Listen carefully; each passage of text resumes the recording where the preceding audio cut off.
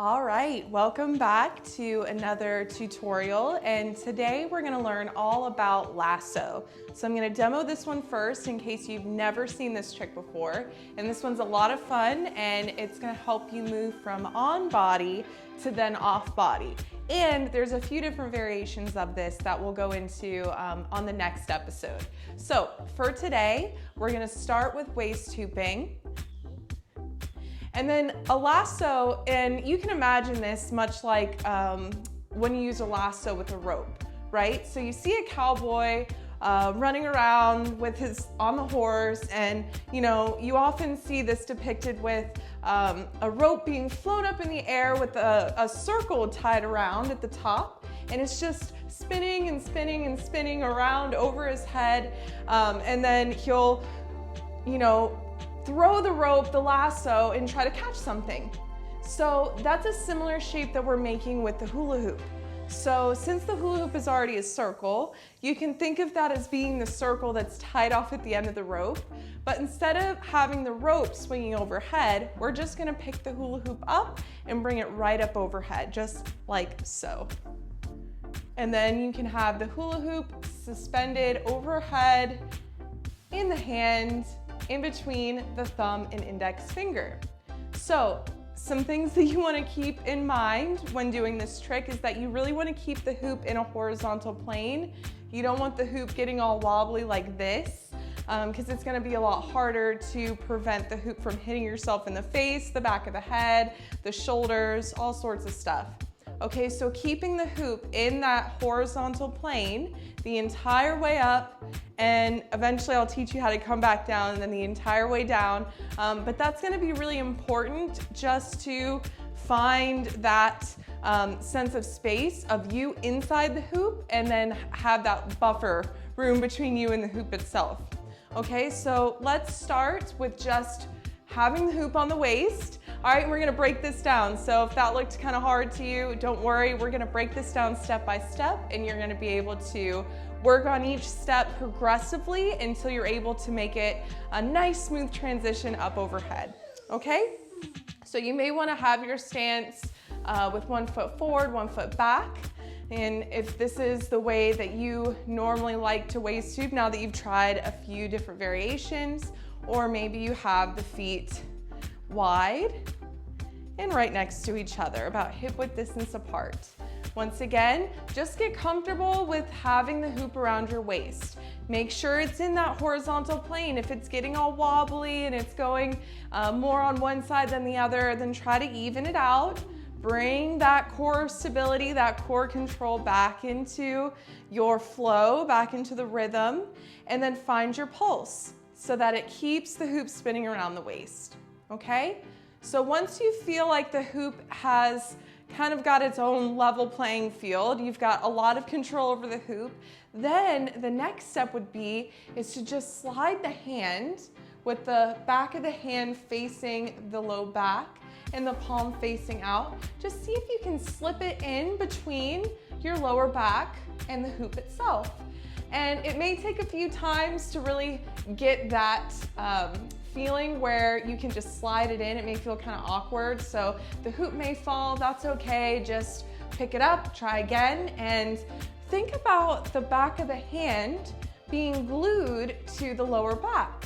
So as you can see, it's like my hand has become part of my body. There's no difference between the hand and the body. I've let it become one. It is morphed together.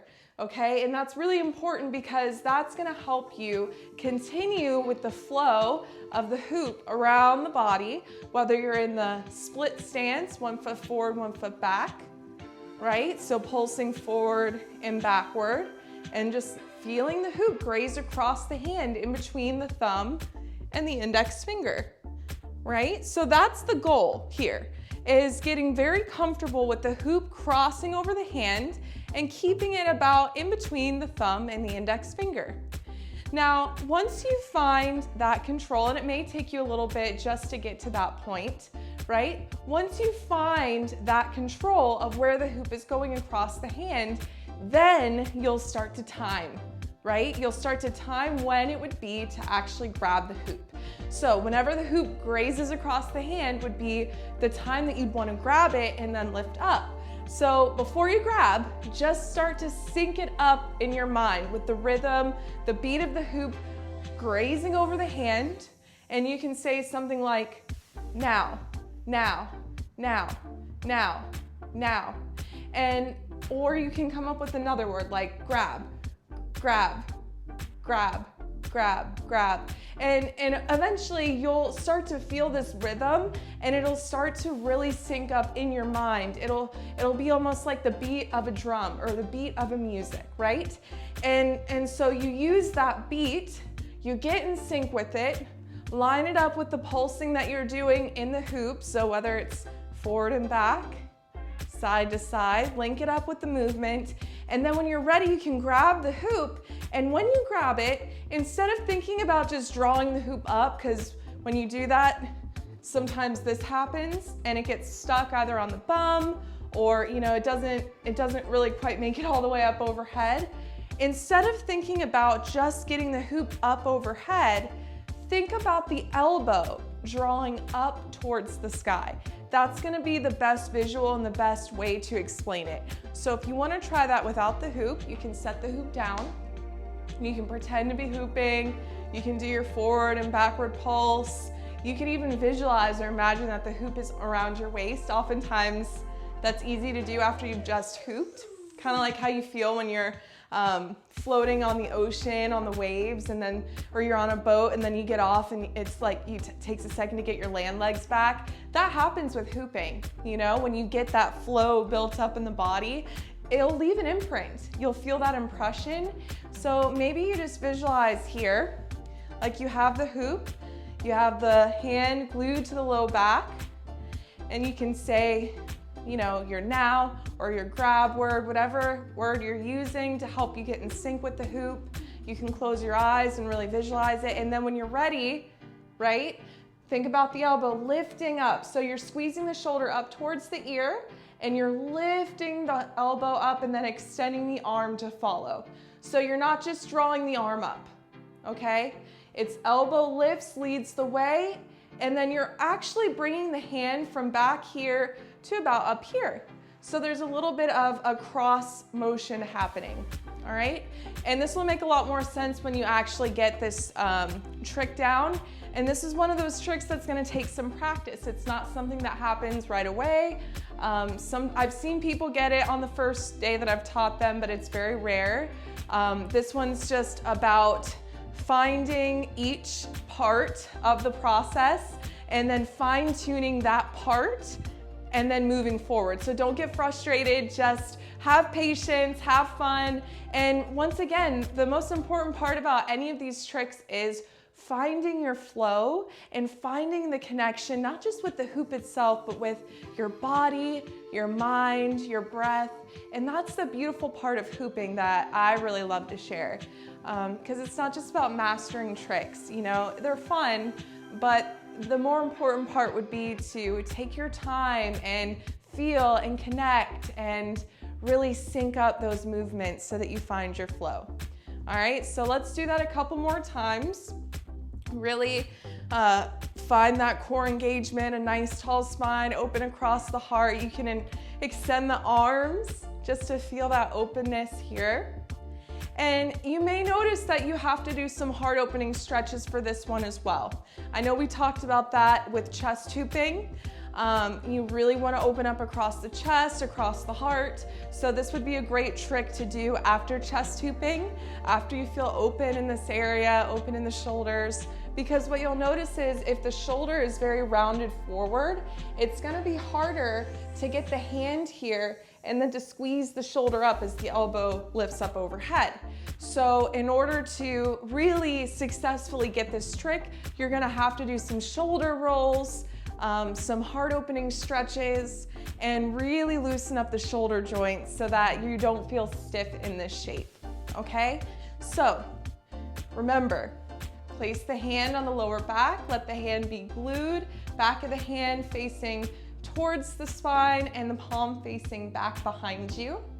When you're ready, you can grab onto the hoop, and then the next part of this trick that you're gonna wanna learn is how to keep the hoop level, going all the way up. So how do you keep it in a horizontal plane so that it doesn't just do this, right? So that is going to be mostly focused on the grip of the hoop. And if you've taken any of my yoga classes, then you'll know that I always talk about gripping through the pads of the fingers.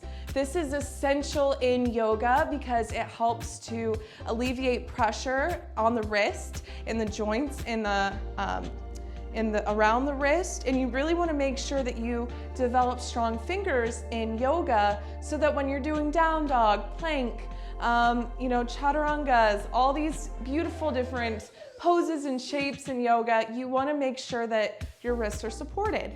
So that finger strength, if you have been doing yoga and you've been gripping through the fingers, is going to come in handy today, because when you have a hold of the hoop, you want to squeeze the fingers. So notice how I'm doing that, squeezing the fingers. And now I'm adding a little bit of tension in the forearm. And do you see how the hoop glides up? And this is a heavier hoop, so it's harder to sustain it. But let me try with a lighter hoop just to show you that motion a little bit better. Okay, so all I'm doing here is squeezing the fingers and then lifting the wrist just a little bit. All right, so you want to make sure that you have that position with the wrist. You can even rest the hoop on the low back and feel how you need to keep the hand in order to lift it up and keep it in this horizontal plane, okay? And once again, this is one of those tricks that takes a while to piece all of these parts together, but once again, this is really a fun trick to learn. It's a great drill, especially if you want to strengthen the hands for moving on to off-body tricks, which we'll go into soon. And then you'll want to practice on both sides. So that's super important. Anything we learn on one side, we have to at least practice on the other.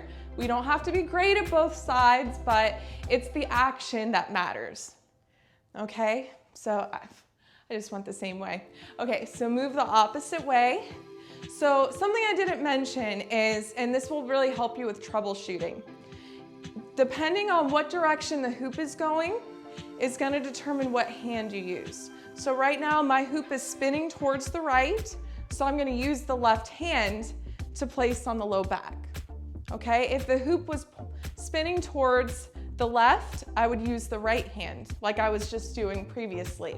And this is going to matter because if you try to use the wrong hand, it's not going to work very well. You have to make sure that you're using the opposite hand to the direction of the hoop.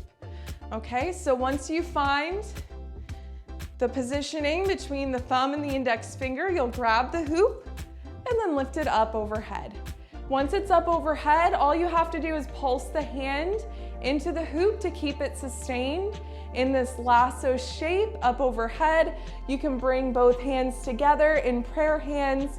You could even switch hands here, so there's a lot of really fun stuff that you can do once you have the hoop overhead. And really, this is going to help you unlock so many different tricks. Once you learn how to bring the hoop up overhead, you can move off body. You can do fun lasso moves down below and up. So there's really just a lot of fun stuff you can do with lasso, and I really encourage you to practice it because this one is really going to help strengthen the wrist. It's going to help strengthen the core, and it's going to help you open up through the shoulders, both shoulders, because we're doing both sides, which will then help you with chest hooping, shoulder hooping, and so many more tricks that we're going to go through. So go ahead and practice this one for at least 10 minutes a day, see how it feels, and then I'm excited to share with you the next trick, so I'll see you on the next lesson.